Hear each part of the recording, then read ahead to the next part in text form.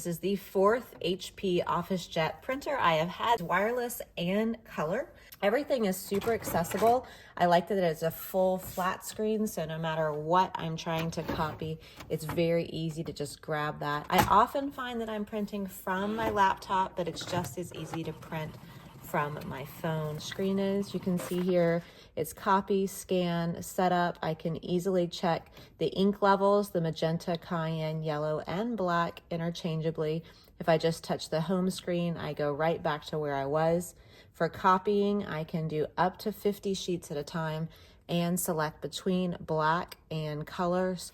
The Wi-Fi has worked great for us. This is the Wi-Fi setting. It will reload automatically should we lose power. I'm not going to show that because it is our Wi-Fi setting. The setup is very easy from your cell phone. A 35 sheet automatic feeder here if you want to make copies, as well as holding 225 sheets of paper here, so I'm not constantly having to reload running out of paper. I do take advantage of the instant ink available from HP that comes when the levels go low.